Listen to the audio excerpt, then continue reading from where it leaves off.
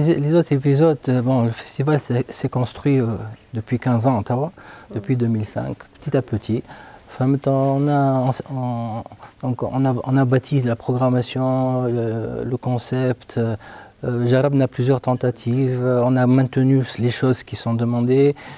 تحلينا شوية في البروغراماسيون حسب الدومande du public. Donc c'est une accumulation de plusieurs expériences vécues concrètement avec le public, avec un échange continuel avec les médias, enfin les fans de Jazz à Carthage.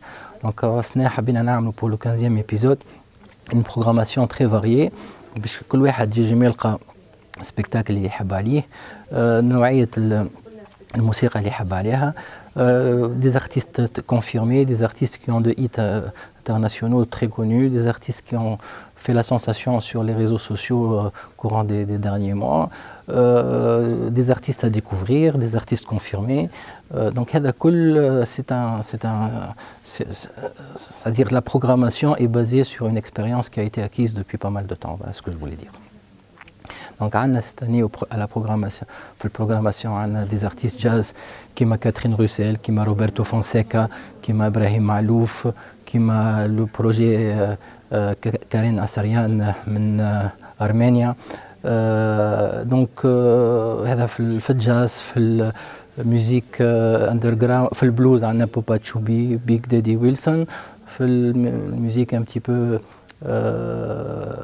actuelle عندنا شارل مورز في لي سونساسيون هكا اورينتال الجاز عندنا نوران ابو طالب سكينه فاحسي مكادي نحاس في الموسيقى الكترونيك بوب عندنا كاتي بوستاني في الكلاسيك يويوما qui est messager pour la paix des Nations Unies qui vient dans une tournée mondiale financée par l'ONU donc qui sera présent هذا كل voilà احنا جاهزين.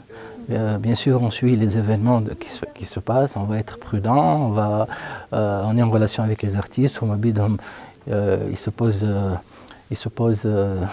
ils posent des questions, on les rassure, ils nous rassurent, donc on travaille, on essaye de faire les choses correctement jusqu'à nouvel ordre. On a des spectacles gratuits, qui m'a les jazz clubs, les afters et le concert de rue. Ces événements sont, les afters et les jazz clubs, c'est sur réservation, mais l'accès est gratuit. Le concert de rue, il est gratuit jusqu'à nouvel ordre. Et après, dans les salles, il y a les tarifs. Sur Najma Zahra, il y a un tarif fixe, qui est un tarif habituel, pratiqué par cet espace culturel. Et il y a donc les concerts principaux où les tarifs varient et selon les dates, selon les artistes, selon la musique, selon le public cible. Mesures spécifiques, les mesures qui seront décidées par le gouvernement seront appliquées strictement. Il faut qu'elles soient généralisées pour tout le monde. Je pense que tout le monde sera contrôlé à l'entrée du pays. C'est déjà la première mesure.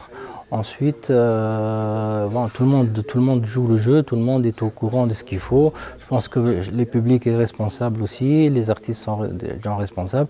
Et nous, on fera ce qui nous est demandé de faire par les autorités. Il y aura encore des réunions qui seront tenues et nous aviserons. Nous sommes très attentifs et très soucieux de respecter toutes les consignes qui nous seront données. Non, on a eu 2-3 cas de réacheminement, c'est-à-dire des billets d'avion qui étaient réservés. Il fallait les réacheminer sur d'autres destinations, mais ça c'est en train d'être réglé. Il n'y a pas de cas spécifiquement important pour le moment. Voilà, et tout n'est pas clair dans le pays. Dans d'autres pays, les choses sont très claires depuis le départ. Et les promoteurs, on peut organiser, comme en France, rassemblement de moins de 1000 personnes, les concerts ont lieu et c'est en train de se dérouler. J'ai partagé quelques salles, quelques événements qui ont eu lieu hier, avant-hier. Ça se déroule normalement parce qu'ils savent à quoi s'en tenir et le communiqué est très clair. Et il tient compte aussi, bien entendu, de la profession, des promoteurs, des artistes, du secteur, etc. En Tunisie, le communiqué publié par le ministère de la Culture parle essentiellement des activités du ministère et des lieux publics gérés par le ministère. Ça, c'est clair. On a même échangé à plusieurs reprises avec le cabinet du ministre de la Culture, en attendant que la ministre veuille bien nous recevoir et discuter avec nous. Ça ne nous concerne pas directement, jusqu'à cet instant. S'il y a une décision nationale qui interdit tous les rassemblements, l'entrée des gens en Tunisie, la fermeture des restaurants, plus d'événements dans les hôtels, plus de mariages, on comprendra. Parce que là, nous sommes une entreprise privée dans une salle privée. Donc ce communiqué, tel qu'il a été écrit et rédigé et conçu, ne nous concerne pas directement. Il peut y avoir des décisions autres, mais nous on a besoin de décisions qui sont claires pour pouvoir nous baser, prendre des décisions et faire jouer les assurances et prévenir les artistes, au cas où. Comme je vous ai dit, nous sommes très attentifs et très soucieux de respecter tout ce qu'il y a à faire pour le bien de tout le monde. Les ventes ont bien progressé.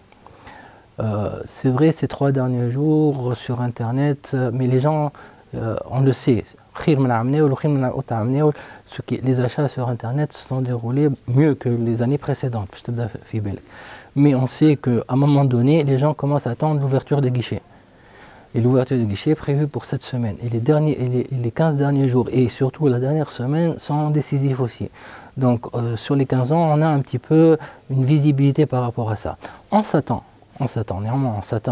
si ça va continuer comme ça, ce climat de peur, les médias qui vont exagérer, un cafouillage au niveau des décisions et des communiqués, le partage d'informations, d'intox et tout, on s'attend à une baisse de 20-25%. Mais bon, c'est un risque calculé qu'on est prêt à prendre.